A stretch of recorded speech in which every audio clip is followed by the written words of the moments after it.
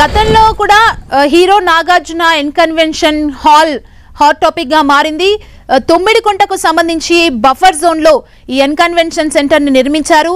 అక్కడున్న చెరువుని కబ్జా చేసి దాని స్థానంలో ఈ కన్వెన్షన్ సెంటర్ ని నిర్మించారనే ఫిర్యాదులు కూడా గతంలో కూడా వచ్చాయి. ప్రస్తుతం దీనిపైన అధికారులు చర్యలు తీసుకుంటున్నారు. హైడ్రా పూర్తిగా నేలమట్టం చేస్తున్న పరిస్థితి ప్రస్తుతం మనకు కనిపిస్తోంది.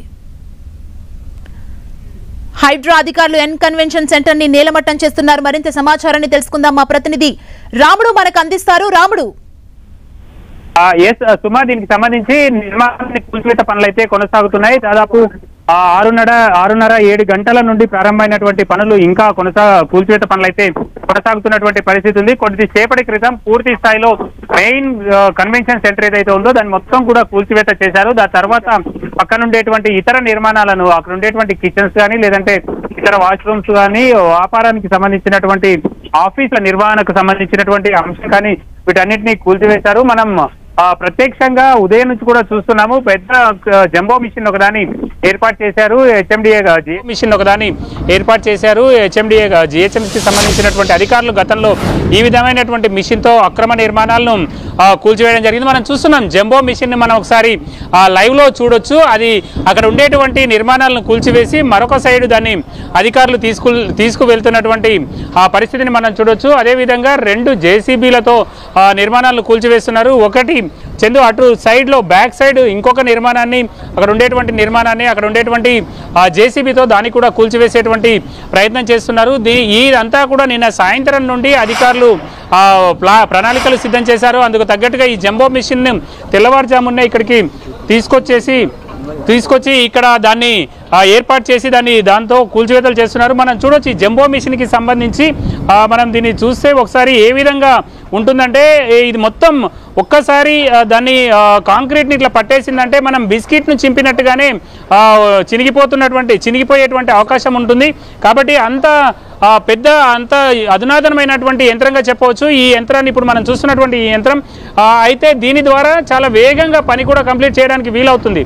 అదే 2-3 ఫ్లోర్ల నిర్మాణం అయితే కొంత సమయం పడుతుంది. కానీ ఇదంతా కూడా ఇనుము అదేవిధంగా రేకులతో కట్టినటువంటి షెడ్ లాంటి నిర్మాణం కాబట్టి చాలా వేగంగా కంప్లీట్ చేశారు. ఒకవైపు 2 జేసీబీలు వేగంగా పనిచేస్తుండగా ఇంకొకటి ఈ జంబో మిషన్ పనిచేసింది. మొత్తం కూడా దాదాపు 85-90% వరకు నిర్మాణం అంతా కూడా పూర్తి అయిపోయినటువంటి పరిస్థితి ఉంది. పూర్తిగా అది కంప్లీట్ అయిపోయినటువంటి పరిస్థితి ఉంది. మిగతా నిర్మాణాలు, చిన్న నిర్మాణాలు ఏవైతే ఉన్నాయో వాటిని కూడా పూర్తి స్థాయిలో నేలమట్టం చేస్తున్నారు. ఎక్కడైతే చిన్న నిర్మాణాలకు కూడా కాంక్రీట్ వాడారో ఆ కాంక్రీట్ ను పూర్తి స్థాయిలో కట్ చేయడానికి మనం చూస్తున్నటువంటి ఈ మిషన్ ను ఇప్పుడు చూస్తున్నటువంటి మిషన్ పనిచేస్తుంది. మిగతా దానికి సంబంధించి 10-15% మిగిలిపోయినటువంటి నిర్మాణాలను అక్కడ జేసీబీతో కూలుస్తున్నారు. మరొక వైపు ఈ భారీ యంత్రాన్ని ఇంకొక సైడ్ నుంచి అక్కడ తీసుకెళ్తున్నారు. అక్కడ మిగిలిపోయినటువంటి ఆ చెట్ల సైడ్ మిగిలిపోయినటువంటి నిర్మాణాలను కూడా పూర్తిగా కూల్చేటువంటి అవకాశం ఉంది. మొత్తంగా మనం చూడొచ్చు విజువల్స్ లో కూడా అధికారులు సిబ్బంది భారీగానే ఉన్నారు. ఇన్సైడ్ ఆఫ్ ద ఈ కన్స్ట్రక్షన్ ఏదైతే ఉంటుందో కూల్చివేత అది ఏదైతే ఉందో అక్కడ మనం చూస్తున్నాం దాదాపు 10-15 మంది వరకు అక్కడ ఉండి ఎప్పటికప్పుడు ఆ వివరాలన్నింటినీ కూడా తెలుసుకుంటూ ఇక్కడ ఉండేటువంటి క్షేత్రస్థాయి అధికారులు, పై స్థాయి అధికారులకు పూర్తిగా వివరాలు తెలియజేస్తూ ఎక్కడెక్కడ ఎంతవరకు పనులు జరిగింది, ఇంకా ఎంత పని మిగిలి ఉంది అనేటువంటి అంశాలను వాళ్ళకి తెలియజేస్తూ ఆ నిర్మాణాలన్నింటినైతే కంప్లీట్ చేస్తున్నారు.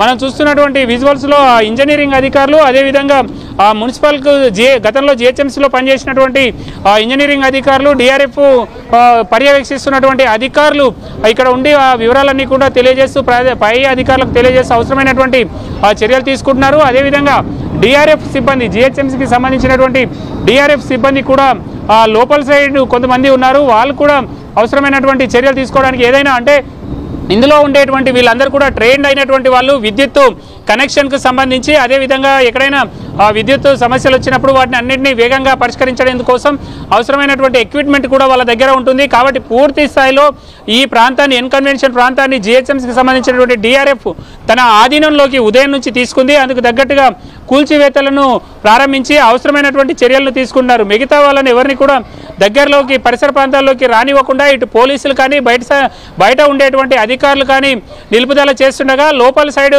పనులను మాత్రం చాలా వేగంగా స్పీడ్గా కంప్లీట్ అయ్యేలా చూస్తున్నారు. మనం చూడొచ్చు ఉన్నత స్థాయి అధికారులు, అదేవిధంగా పోలీసులు సిబ్బంది అందరు కూడా ఇక్కడ ఉంటూ ఉన్నత స్థాయి పోలీస్ అధికారులు కూడా ఇక్కడికి వచ్చారు.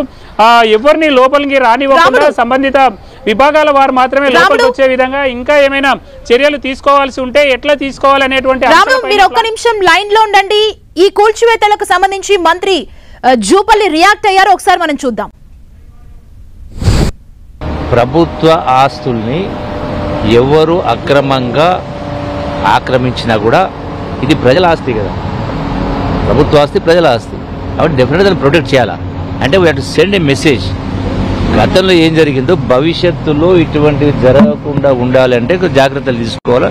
అందులో భాగంగానే తీసుకుంటా ఉన్నాం. మీరు హర్షించాలా. Thank you. నాయకుల ఇల్లు కూడా ఉన్నాయి, వాటిని కూలగొట్టట్లేదు. ఎవరు చాలా మాట్లాడుతుంటారు కదా. వ్యవస్థ ఉంది కదా, వ్యవస్థ ఉంది, అధికార యంత్రాంగం ఉంది. ఎవరి పని, ఏ శాఖ పని, ఏ యంత్రాంగం పని ఆ పని చేస్తారు.